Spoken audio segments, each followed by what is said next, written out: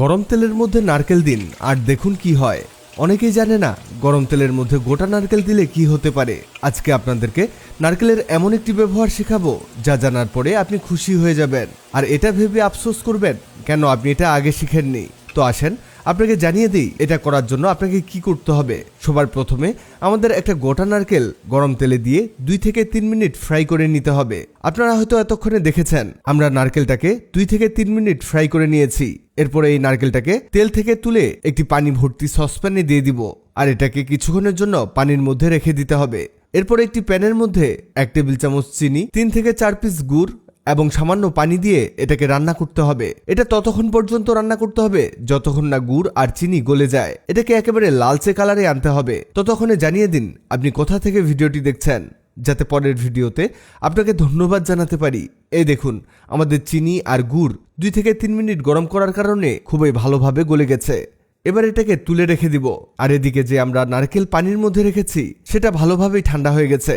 এবার এটা হাতে নিয়ে শক্ত কিছু দিয়ে বাড়ি মেরে মেরে এটাকে ভাঙতে হবে। আর এটা ভেঙে গেলে এর উপরের খোসাটাকে আলাদা করে নিতে হবে। ভেজে নেয়ার কারণে এটা খুব সহজেই খোসা ছাড়ানো যাচ্ছে।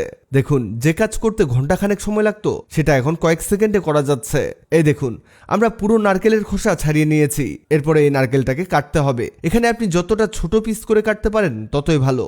আমরা সময় বাঁচানোর জন্য একটু বড় করে কেটে নিচ্ছি। আর একটা কথা বলে দেই, আপনি যখন নারকেল তেলের মধ্যে দিবেন তার আগে নারকেল থেকে পানিটাকে বের করে নেবেন। মানে এটাকে ভালো করে ফুটো করে পানি আলাদা করে নিতে হবে। নারকেলের ভিতর পানিটাকে রাখা যাবে না। দেখতে দেখতে আমাদের নারকেল কাটা শেষ হয়ে গেছে। এবার এগুলোকে একটি ব্লেন্ডার জগের মধ্যে ঢেলে দিব, কারণ নারকেলগুলোকে আমাদের ব্লেন্ড করতে হবে। আপনারা ব্লেন্ড করার সময় একটু হলেও পানি ব্যবহার করেন, তবে এই জিনিসটা বানাতে আপনাকে 1 ড্রপ পানিও এতে দেওয়া যাবে না। এই দেখুন এগুলো একেবারে গুঁড়ো করে ফেলেছি, আপনিও ঠিক তাই করে নেবেন। এবার লাস্ট স্টেপে একটি প্যানের মধ্যে দিয়ে দিবেন 1 চামচ খাঁটি ঘি। আর এই ঘিটাকে গরম করে নিতে হবে যাতে প্যানের চারদিকে ছড়িয়ে যায়। এরপরে এতে দিতে হবে 1 টেবিল চামচ বেসন, আরও দিতে হবে ময়দা একই পরিমাণ 1 টেবিল চামচ। বেসন আর ময়দা দিয়ে এগুলোকে 2 থেকে 3 মিনিট ঘিতে ভাজতে হবে।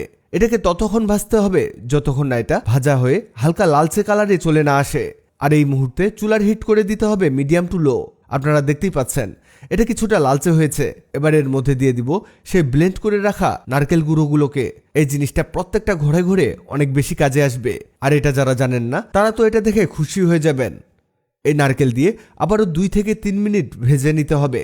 এটা হতে হতে আপনাদের জানিয়ে দেই, আগের ভিডিওতে কমেন্ট করেছেন ঢাকা কলাবাগান থেকে মোহাম্মদ রিপন, রাজশাহী থেকে মোসাম্মদ ফরিদা, লক্ষ্মীপুর থেকে সানি আহমেদ। আপনারা যারা কমেন্ট করেছেন আপনাদের ধন্যবাদ। এই দেখুন আমাদের এগুলো ভাজা হয়ে গেছে। এবার এগুলোর মধ্যে দিয়ে দিব সেই গুড় চিনির শিরাটিকে। একটা কথা মাথায় রাখবেন, এখানে এই শিরা দিয়ে চুলার হিট লো ফ্লেমে দিয়ে দিবেন। আর এগুলোকে 3 থেকে 4 মিনিট আবারও ভেজে নিতে হবে। 3 থেকে 4 মিনিট ভেজে নেওয়ার পরে এগুলো ঠিক এমন হয়ে আসবে। এই দেখুন এবার চুলা বন্ধ করে দিয়ে এগুলোকে রেখে দিব ঠান্ডা হওয়ার জন্য। আর এগুলো হালকা ঠান্ডা হয়ে আসলে অল্প করে হাতে নেবেন আর এভাবে মিষ্টি শেপ দিয়ে নেবেন। আপনারা হয়তো বুঝতে পেরেছেন কত মজার একটা খাবার তৈরি হচ্ছে। জি ঠিকই ধরেছেন, তৈরি হয়ে গেল অনেক মজার নারকেল লাড্ডু। এভাবে যদি একবার লাড্ডু তৈরি করে খান আপনি অবাক হয়ে যাবেন, কারণ এটা এতটাই মজার যে এর স্বাদ মুখে লেগে থাকবে। এটা একটা খেলে আরেকটা খেতে চাইবেন। দেখলেন তো কত সহজেই কত চমৎকার একটা লাড্ডু তৈরি করে দেখালাম। ভিডিওটি আপনার কাজে আসবে, তাই দ্রুত খুঁজে পেতে টাইমলাইনে শেয়ার দিয়ে রাখুন। ভিডিওটি ভালো লাগলে লাভ রিঅ্যাক্ট দিন। এমন সব তথ্যবহুল ভিডিও পেতে ন্যাচারাল বিউটি হ্যাক্সকে লাইক ও ফলো দিয়ে রাখুন।